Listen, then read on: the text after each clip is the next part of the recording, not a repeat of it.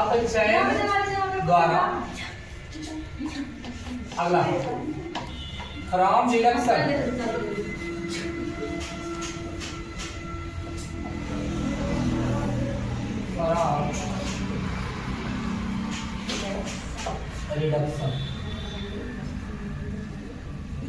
इसमें सबसे आसान तरीका हेडिंग डाल के न लिखिए। हाँ, इसमें हमारे तरीके देखिए, कॉलम बनाइए, 2 कॉलम बनाइए, ऐसे कॉलम बनाइए,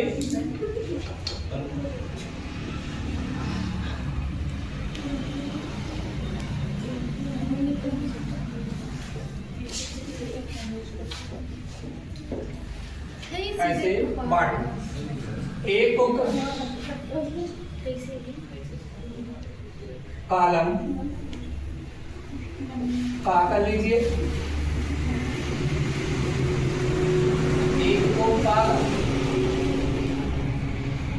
का कर लीजिए, कॉलम का और कॉलम का इंग्लिश में लिखना है तो कॉलम में कॉलम लेकर। इसमें देखो सबसे पहले आप एल्डिहाइड ले लीजिए, CH3 single bond, C double bond oxygen single bond H, ये आपका क्या है एल्डिहाइड। अब एल्डिहाइड का अगर हम लोग क्या कर दें, अपचयन यानी रिडक्शन कर दें तो हमें क्या मिल जाएगा, अल्कोहल। बस दिमाग से करना है, लेकिन कैसे करेंगे देखिए आप लोग। यहां देखो, अगर हम एक बॉन्ड को, डबल बॉन्ड है ना ऑक्सीजन के पास, अगर इस डबल बॉन्ड के इसको अगर हम तोड़ दें, इसे हम तोड़ दें, सिंगल बॉन्ड को तोड़ दें, डबल से क्या हो गया सिंगल, तो बचेगा क्या है, CH3 बचेगा, आगे बचेगा सिंगल बॉन्ड, आगे क्या है C है।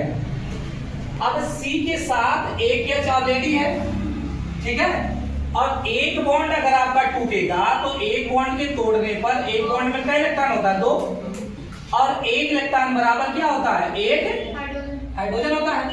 तो यहां पर अगर आप एक बॉन्ड को तोड़ोगे तो एक हाइड्रोजन मिलेगा C के लिए और एक हाइड्रोजन किसके लिए मिलेगा, ऑक्सीजन के लिए। अगर C के पास देंगे तो CH ऑलरेडी है ना, तो एक H पाएगा तो क्या हो जाएगा, CH2 हो जाएगा। और ये डबल बॉन्ड से क्या बचा, सिंगल बॉन्ड। और यहां देखो कौन है, ऑक्सीजन।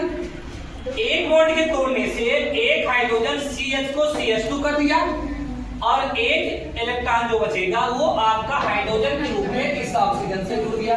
क्या बन गया, अल्कोहल बन गया, यानी एल्डिहाइड का क्या हो गया, अपचयन। इसी के साथ अगला बोले, अगला हम चले कीटोन के पास। कीटोन के पास चले तो ध्यान से इनको भी देखिएगा, देखिए यहां देखो, इस वाले बॉन्ड को तोड़ दो, इस बॉन्ड को अगर हम तोड़ेंगे तो देखिएगा ये हो गया CH3, आगे क्या है सिंगल बॉन्ड, यहाँ क्या आपका C है, डबल बॉन्ड से क्या बचा, सिंगल बॉन्ड। एक बॉन्ड में 2 इलेक्ट्रॉन है तो ये क्या हो जाएगा आपका CH हो जाएगा, एक इलेक्ट्रॉन से हाइड्रोजन बन गया। यहाँ क्या है सिंगल बॉन्ड, कौन है CH3, यहाँ बचा क्या है एक ऑक्सीजन। डबल बॉन्ड से एक बॉन्ड को तोड़े तो एक हाइड्रोजन के रूप में इलेक्ट्रॉन कार्बन से जुड़ गया, एक इलेक्ट्रॉन हाइड्रोजन के रूप में आपके ऑक्सीजन से जुड़ जाएगा, बन गया वो।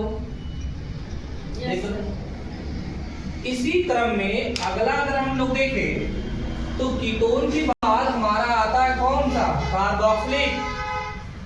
CH3 single bond C, double bond oxygen, single bond oxygen, single bond H। अब कार्बोक्सिलिक को अगर आप लोग ध्यान से देखें, इनको अगर हम लोग तोड़े, कुछ नहीं करना, बस थोड़ा सा। अब चेन किसे कहते हो, या तो हाइड्रोजन जुड़ जाए या तो ऑक्सीजन निकल जाए ना, कुछ नहीं करना। देखो ये जो डबल बॉन्ड है इसको पूरा तोड़ दो, पूरा अगर तोड़ दिए ना तो इसका मतलब ये हुआ कि ऑक्सीजन आपका गया बाहर। अब बचा कितना, कार्बन के ऊपर 2 इलेक्ट्रॉन बचे ना, एक इलेक्ट्रॉन बराबर एक हाइड्रोजन, 2 इलेक्ट्रॉन बराबर 2 हाइड्रोजन, 2 हाइड्रोजन ना, तो C से क्या हो गया CH2। तो देखो ये हो गया CH3 और सिंगल बॉन्ड C से क्या हो गया CH2 और OH तो है ये है, ऑक्सीजन आपका निकल गया। इसी क्रम में अगला अगर हम लोग देखें एस्टर के पास जाए तो CH3 single bond C double bond oxygen single bond oxygen single bond CH3 आ गया।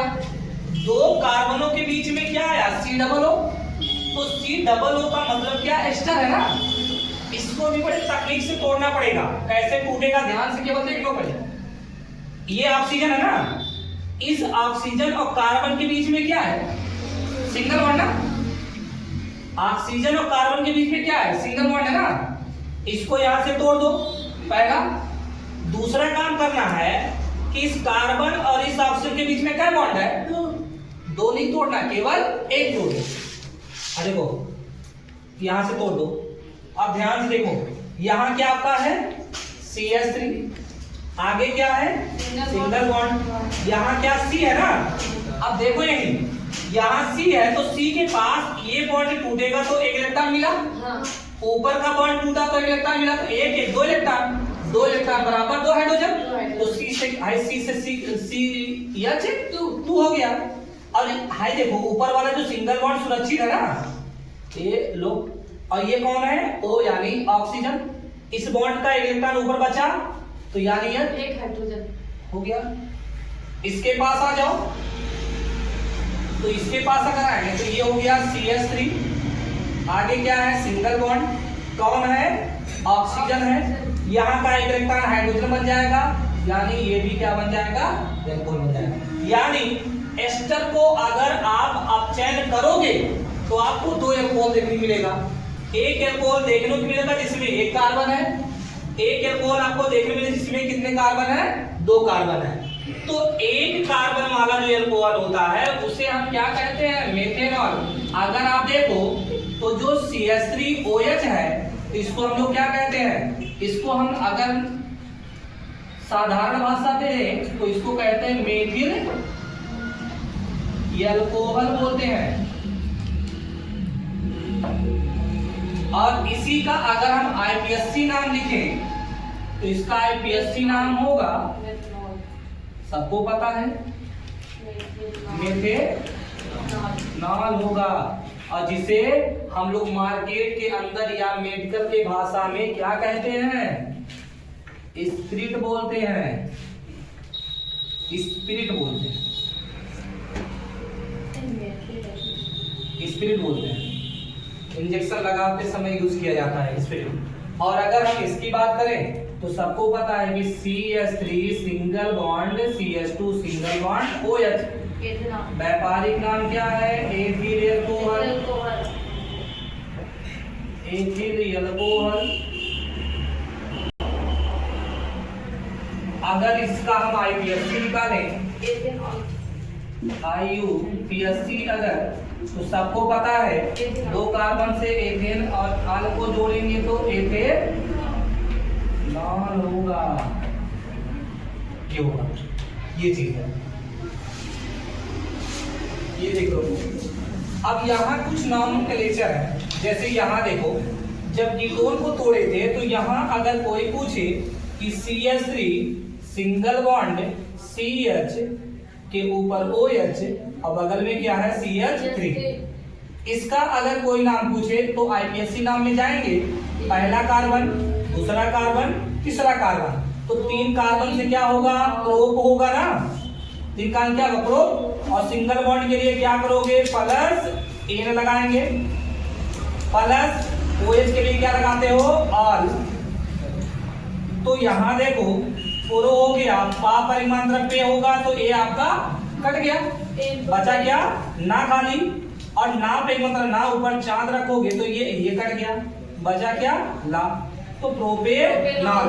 लेकिन प्रोपेनॉल में जो आल आप यूज कर रहे हो मिला कहाँ दूसरे कार्बन पे, तो प्रोपेनॉल हो सकता है, या इसको 2 प्रोपेनॉल भी लिखा जा सकता है, 2 प्रोपेनॉल, या इसको लिख सकते हो प्रोपेन 2 ऑल भी लिख सकते हो, ऐसे लिखो ऐसे लिखो, ऐसे बात एक ही है, ठीक है।